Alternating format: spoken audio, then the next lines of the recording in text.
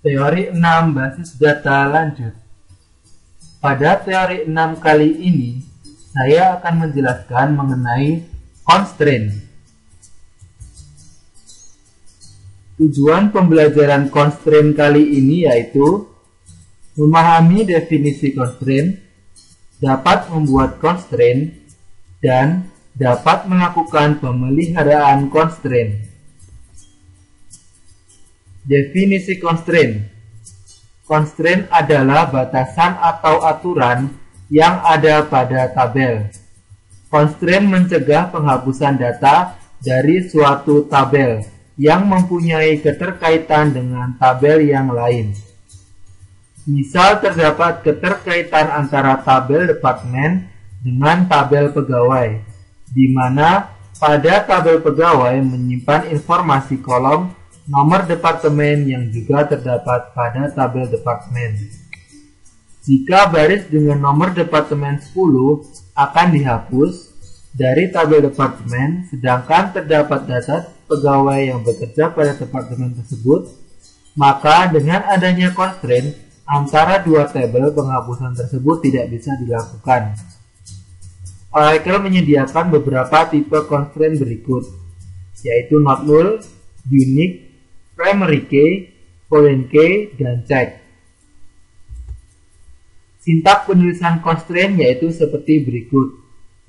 Create tabel, schema dot, table, kolom data type, default, expr, kolom constraint, dan tabel constraint. Contohnya seperti berikut. Create tabel dengan nama employees.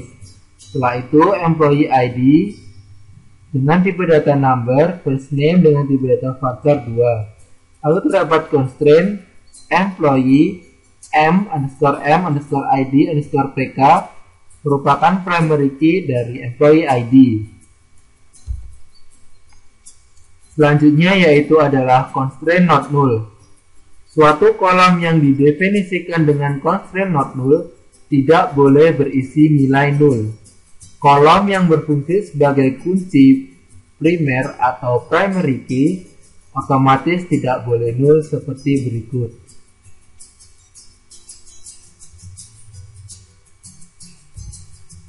Sintak untuk ilustrasi sebelumnya. Pertama, create table employees. Setelah itu lakukan pendefinisian atau memberi nama sistem. Lalu setelah itu kita lakukan constraint dengan nama m_hire_date_nn. Constraint unique. Constraint unique mendefinisikan suatu kolom menjadi bersifat unik. Ilustrasi penggunaan constraint unique yaitu seperti berikut.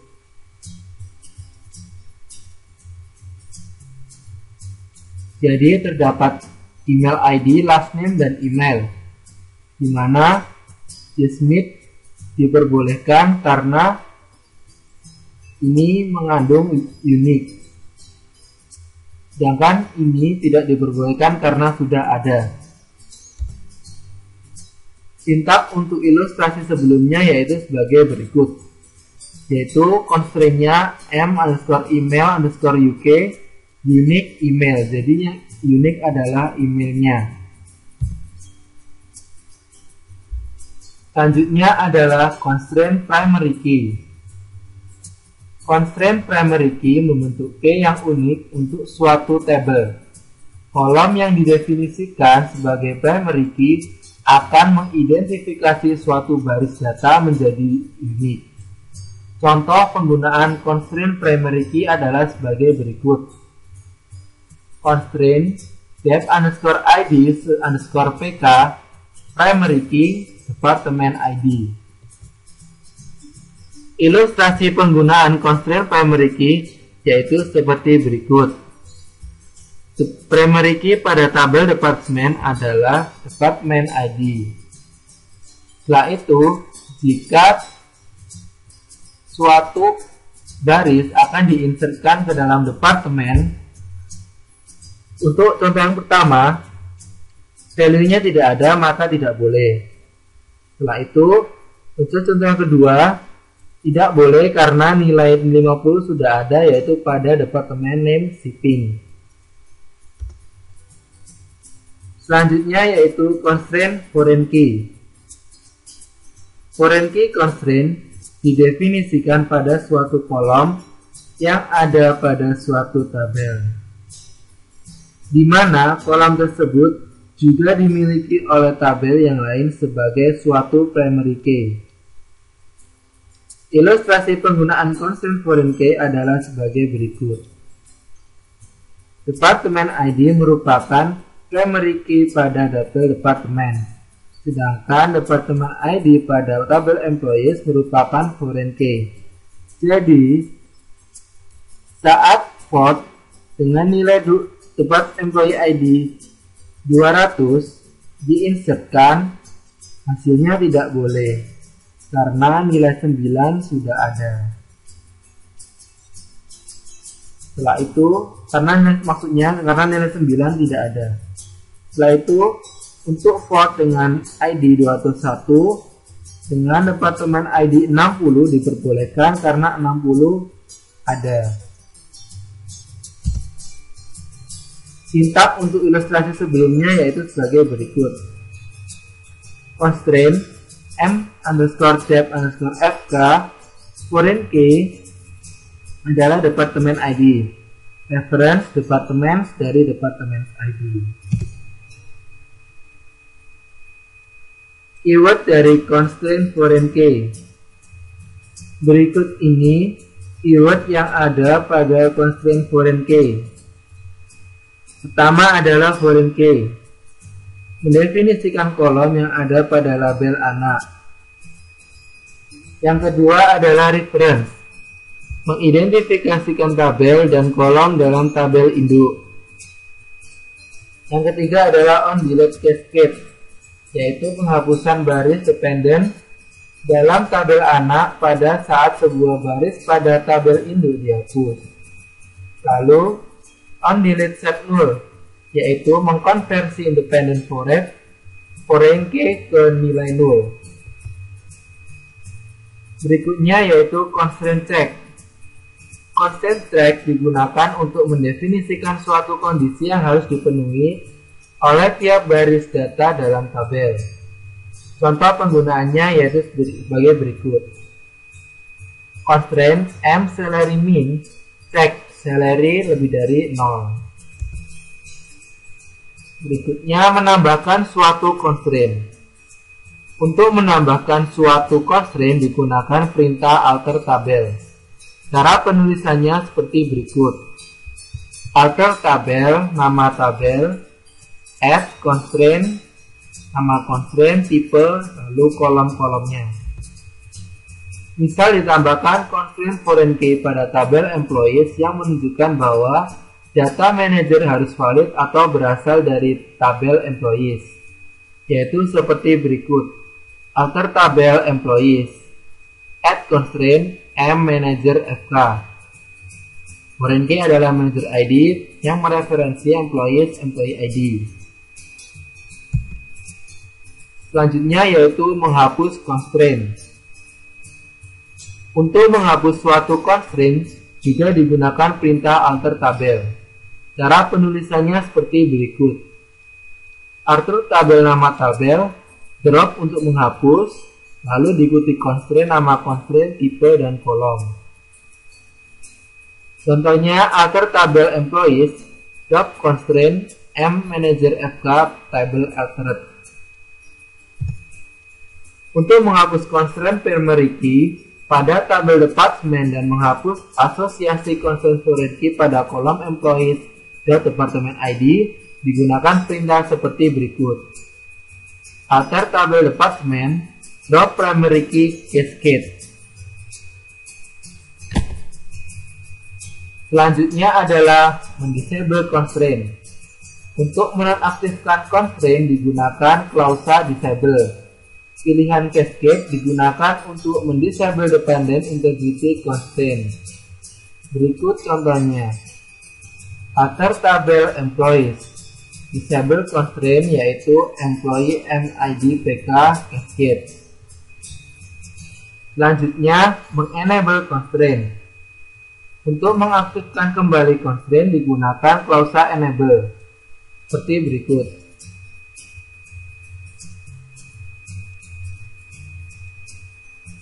Alter tabel employees. Enable constraint mmid pk.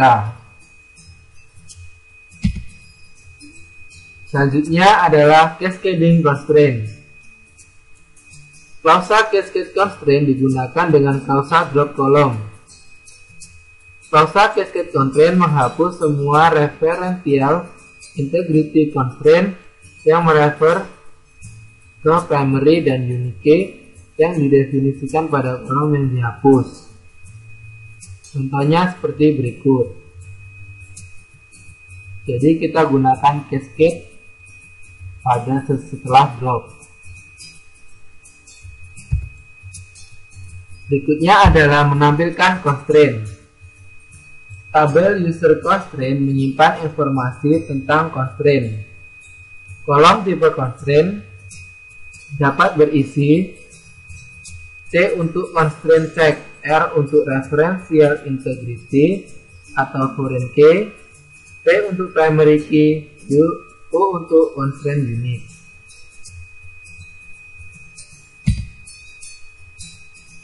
Selanjutnya adalah menampilkan kolom yang berasosiasi dengan suatu constraint.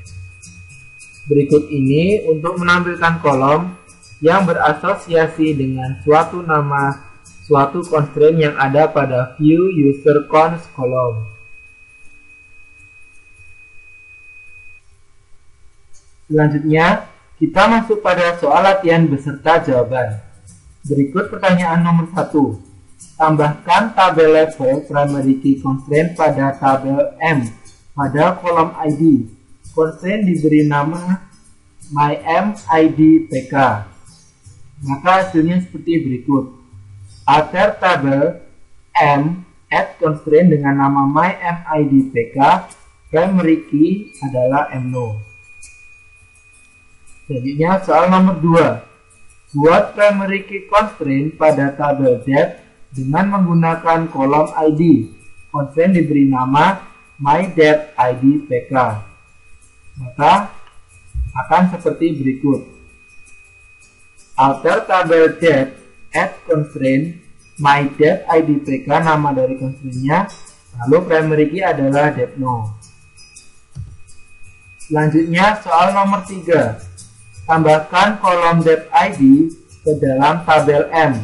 Tambahkan foreign key reference pada tabel M yang memastikan bahwa data pegawai dimasukkan berdasarkan nomor departemen yang ada pada tabel depth.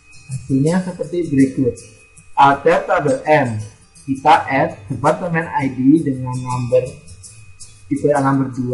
Setelah itu yang kedua, kita lakukan lagi alter tabel M. Kita masukkan constraint yang bernama m_fk dengan foreign key departemen ID, di mana mereference departemen lalu departemen name.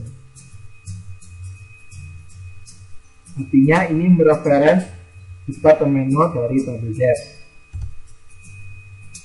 Setelah itu nomor 4. Tampilkan constraint-constraint yang telah ditambahkan dengan melihat pada view user constraint. Yaitu contoh jawabannya sebagai berikut. Caranya select constraint name, constraint type, set condition dari user constraint where lower, yaitu tabel name adalah employee. Soal nomor 5. Tampilkan nama objek dan tipenya dari data dictionary user object untuk tabel M dan depth. Caranya adalah seperti berikut. Select object name, object type from user object, di mana atau where object name adalah dalam departemen dan employee. Selanjutnya adalah soal nomor 6. Modifikasi tabel M, tambahkan kolom commission dengan tipe data number dengan panjang 2. Tambahkan constraint untuk memastikan bahwa kolom ini harus diisi dengan nilai lebih dari 0. Yaitu seperti berikut hasilnya. Alter tabel M, F, kita tambahkan commission number dengan tipe dengan panjang 2. Setelah itu, alter tabel M, kita tambahkan constraint dengan nama check_com, cek commission lebih besar daripada 0. Demikian teori 6 mengenai constraint. Terima kasih.